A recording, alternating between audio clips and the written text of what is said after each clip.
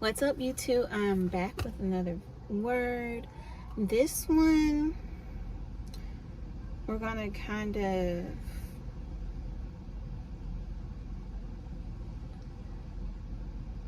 do a little bit of learning with it.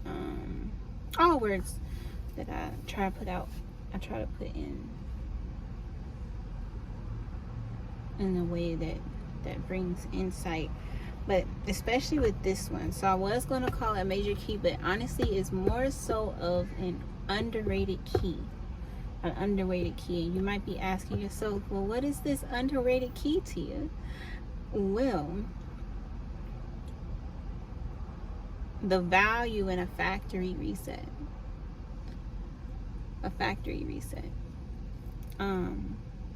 or a recalibration. And we're going to talk about both those terms. And so, most of the time you might, if you compare it to like a keychain, people have like their keys that they always use, and then you always have that one key that's on there that it's just been there a while and you ain't picked up, and you might not even know if it's for a door, a mailbox, or what it might be for, or it just might hold some type of sentimental value,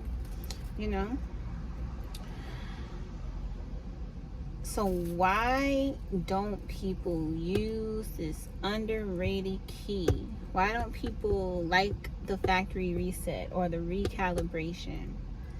I feel like part of it is like due to fear. Y'all comment down below. As we like get into it, you'll see more of what this key entails. Part of it is like ignorance or lack of knowledge. People, if you don't know about something, you're not going to do it, and it could be the very thing that kind of catapults you forward. And also like toxic attachment. Toxic attachment can hold people back from utilizing this key to its full potential. So let's hop into it, and we'll get into like a few more things. So if we think about the word recalibration, if you look at the definition of recalibration, it says to re-examine one's thinking, a plan, or a system of values, and correct it in accord with new understanding or purpose. And if you think about a factory reset, it means to restore the dial or the object to zero, or the dial or the object to like what the default is. And so if we think about those things and we compare the two, it is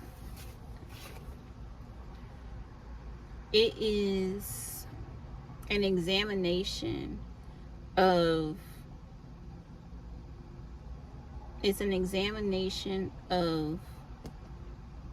what you're doing in practical terms. That's the best way I would describe a recalibration in like the practical sense.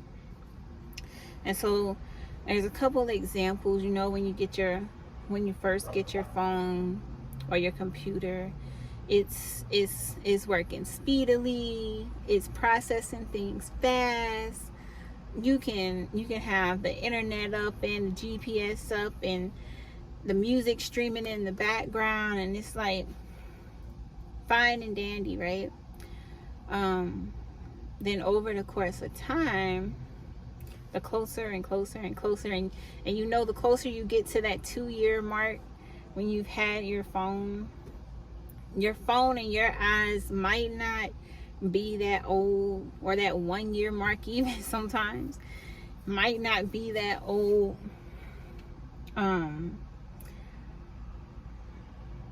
But with it begins to slow down its processing speeds. You might have interruptions in your audio, or interruptions in your calls, or not receiving like calls or texts and things like that. And then one day you call them up, you're on tech support for 2-3 hours, and you're like, I don't know what I'm gonna do. And so they say, well, the last thing we can try out is a factory reset. Now, I've worked in tech support. I know the moment those words come out your mouth, or a technician's mouth, people cringe. They literally cringe. And that's where those attachments kind of come into play. Not saying that your attachment to your phone is necessarily toxic or anything. There's plenty of people that have valuable stuff in their phone, whether it's for their business or just like family and friends photos and things, and all those things are important. But the thing is, these days, especially these days, we have the cloud. We have data clouds that literally hold this information. So if over time you've been backing this stuff up and backing this stuff up and backing this stuff up, if we do a factory reset on the device itself, you should be fine, because you'll still have access to those memories. And that's kind of like what God does with us. If you're more of like a hands-on person, a few weeks ago I had to get the tires on my car aligned, and I'm negotiating in my head, do I really want to spend this money to get my car tires aligned? Like, I already there was enough money spent on getting the tires, and then you're like, oh, it's gonna be like an extra whatever amount to like get them aligned. So I'm like, what's the worst thing that can happen if you don't get your car aligned, your tires aligned? And so think about it. An alignment is what helps your navigation stay on a straight path, or in the direction that you want it to go, instead of veering off. And so the car's tire alignment is in a lot of ways kind of like us in our thinking. We might be driving this car through life, right?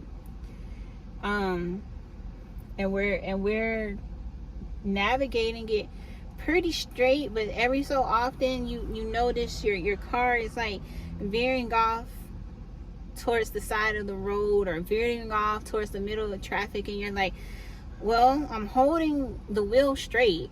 Why is my car, or why is my life veering off track? And it's because there needs to be a realignment. The car itself is fine, but sometimes there needs to be a realignment. And basically, realignments in cars, they basically set things to a fresh point of reference.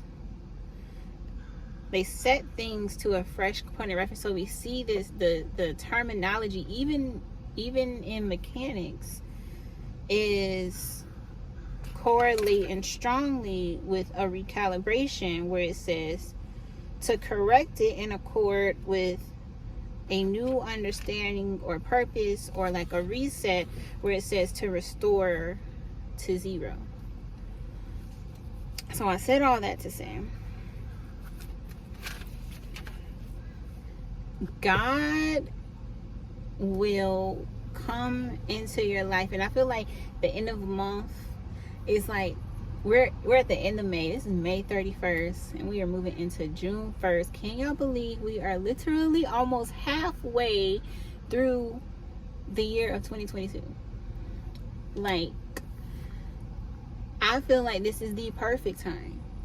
If your new year, at the beginning of the year, you started off strong, and now you're finding your life veering off to the left, but it's out of your control. You find your life veering off to the right, and you're like wondering, what can I do? Pick up this underrated key. Press the reset button. You can press the reset button in all aspects of your life. Whether you're having financial issues, whether you're having mental fog, whether you're trying to navigate between career changes, or whether to keep this person in your life or not, because again, those things need to be evaluated. Like, who you have around you can affect your alignment in life. And if you find that the reason your alignment is off, that you're veering a little bit too far to that shoulder or to that edge, you might want to check those attachments that you have, not even just to people, but even to things. If there's habits you need to reevaluate and let go. And we see this in the Bible. We see this a couple different ways. And we're going to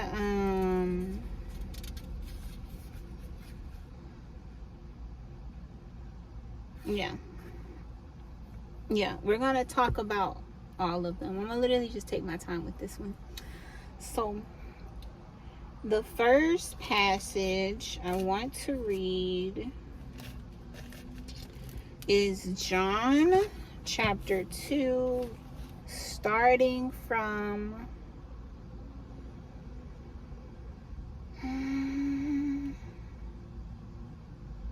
I'll start at verse 12.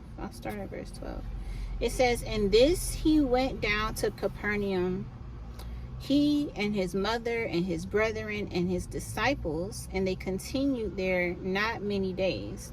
And the Jews' Passover was at hand, and Jesus went up to Jerusalem, and found in the temple those that sold oxen and sheep and doves, and the changers of money sitting. And when he had made a scourge of small cords, he drove them all out of the temple, and the sheep and the oxen, and poured out the changers' money, and overthrew the tables." And then we're going to jump down here to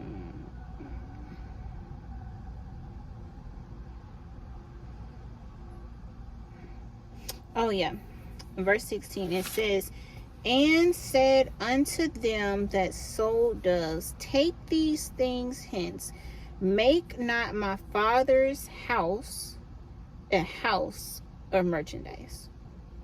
And so that was John chapter 2, verses 12 through 16. So in this passage, we basically see Jesus and the fam. They're going into temple. It's Passover of all the things, right? It is Passover, and we all know what Passover is. That is basically a time to commemorate the Exodus, right? The time of Moses, where the angel had to literally pass over their homes. This is a sacred time, a time where they should be reflecting on those things. But here in this scene, you see these people placing their hearts and minds on making money, basically turning the church house, or the house of worship, really, into a marketplace. It's like if you put in your GPS that you wanted to go to Ebenezer Baptist Church or something like that, and you roll up there where it says Ebenezer Baptist Church, but on the inside it's a mall. That is what Jesus is experiencing in this moment. And him being God in the flesh, he displays his disdain for it, and he throws this table. And we all like to quote this scripture for like various reasons. But essentially, and this is how this word actually came about, the Lord is pressing the reset button. He said, pause, factory reset. I call this place, I as in I am, God, Jehovah, Yahweh, has called this place, this temple, to be one of worship and sacrifice. And here we got people doing whatever it is they want to do to make money, like totally disregarding the season that they're in, or the time that they're in, the holiday time that they're in, where he basically had mercy on them.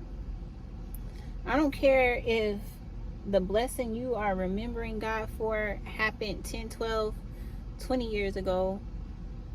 He still did it, and without him doing it, you wouldn't have been here. So Jesus literally pressed the reset button on them. He's like, you got to get this stuff out. You got to get this stuff out. And he'll do that not only to the church itself, when he like sends a person or a prophet to or even a new pastor or whatever that introduces a new way of thinking, new understanding, or restores their thinking to what it should be in the first place. And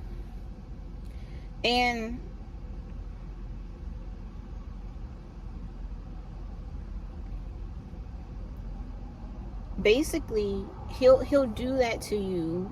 And basically what a factory reset in practical life looks like, it looks like him literally trashing everything in your life that he ain't pleased with, or trashing everything in your life that is holding you off, or making you unaligned to like what your purpose is.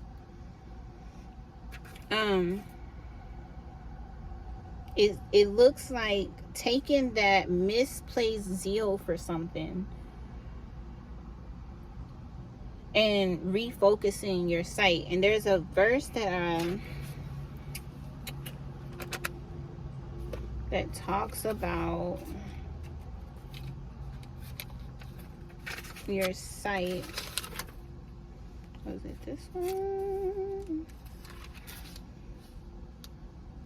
Where it says, let thine eyes, and this is Proverbs 4:25, let thine eyes look right on, and let thine eyelids look straight before thee. So I'm going to read that again. It said, let thine eyes look right on, and let thine eyelids look straight before thee. It says, and I'm going to read 26. It says, ponder the path of thy feet, and let all thy ways be established. So before you even move, before you even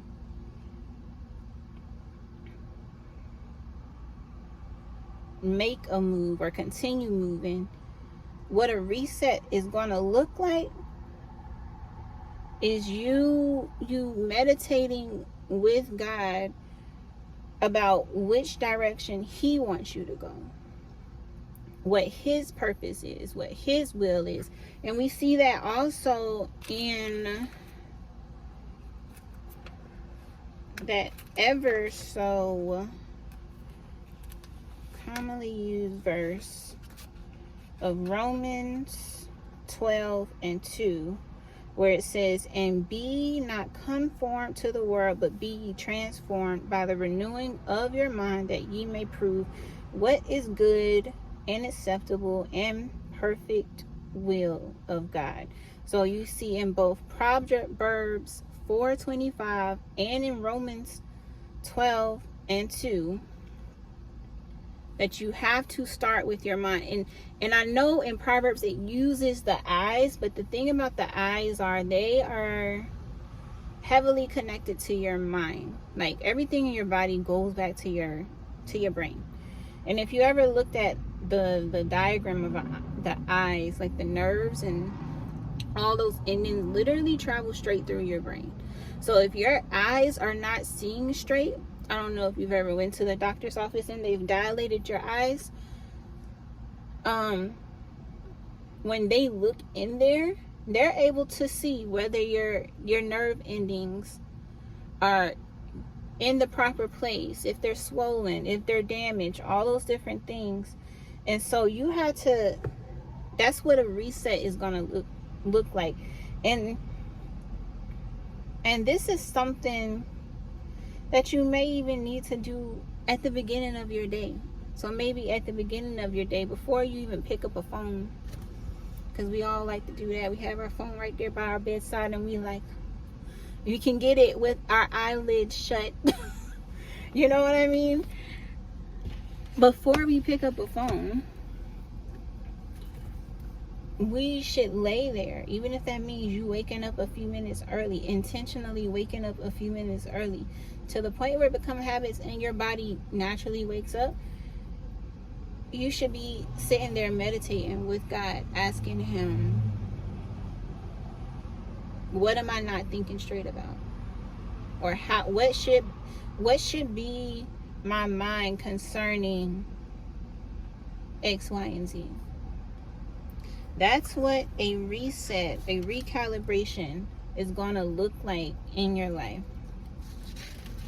It's going to look like that. Now, if you need like a deep reset, like we do with phones, and we like put the factory reset and everything is wiped clean, and he directs you in that way, what that might look like practically is him telling you to fast for however many days. And not just fast from food, because the fasting from food helps our body, like our fleshly body, to rely on God, but that mental fast from social media, that mental fast from outside influence, that mental fast from like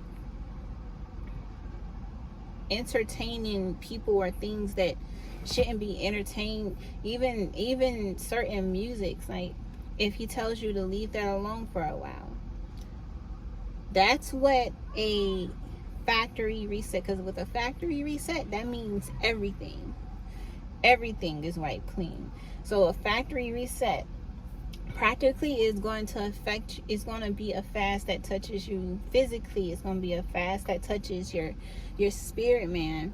It's going to be a fast where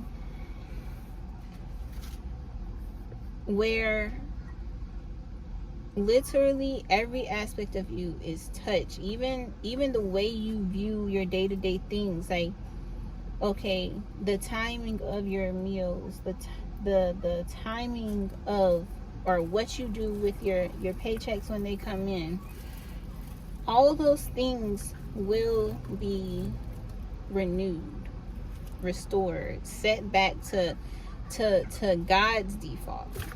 Not our default, but God's default. What did God have in mind when he designed you? That's what you should ask. So if you're ready for a recalibration, now is a perfect time to do it. Now is better than any time to do it because you have the right now. Is that all? Yep, and that is all. So Father God, I say thank you for showing up and releasing this word to me and trusting me to deliver it. I pray that this word touch many souls and hearts, and that they take heed to those instructions, those insights, and research them themselves. I thank you. We love you. And amen. It is so. It is so. So y'all get ready for a reset, a recalibration, and have a beautiful, beautiful, wonderful evening. Yeah. I will see you on the next one.